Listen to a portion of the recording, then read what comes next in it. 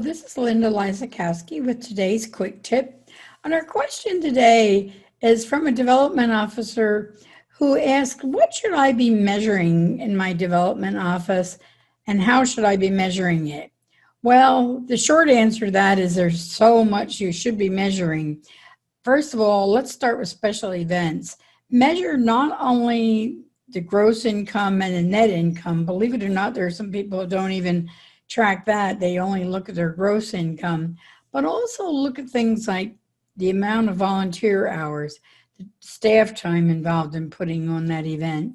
Is it an event that helps you draw closer to your donors, or is it just something that was people came because they like to play golf or whatever? And then beyond special events, measure your donor retention rates. Those are really critical. You know, it costs us 6 times as much to get a new donor as it does to retain an existing donor. So certainly you want to measure that. And it's not just measuring your total income. How much did you raise this year? Oftentimes that's what board members want to hear, or maybe even what your CEO wants to hear.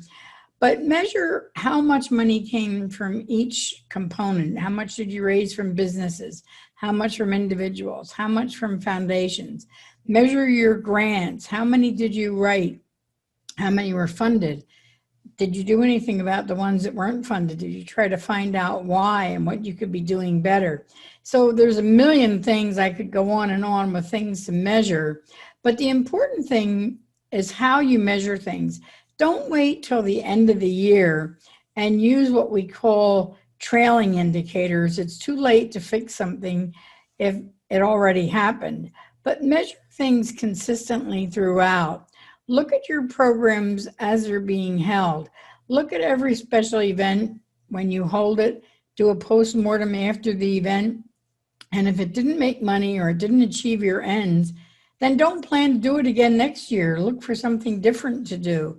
And track your donor retention rates. If you're not meeting your goals in donor retention rates, then what can you do about it? Maybe switch off the way you solicit those donors. Instead of direct mail, try email, try a phone-a-thon.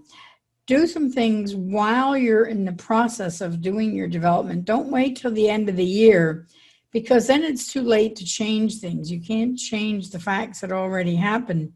But if you measure upstream, what we call leading indicators, then you'll be able to change things as they go along. And if you want to learn more about measurement and metrics and using evaluation techniques, I suggest you look into our course on the leaky bucket. And there's a link in here that you can learn more about that course. But the leaky bucket talks about not only all the things you should measure, and you can measure lots and lots of things, but you don't have to measure everything. So measure the things that are important. It will tell you what to measure, when to measure it, and how to measure it. So I look forward to seeing you on the course and in our next quick tips. Bye.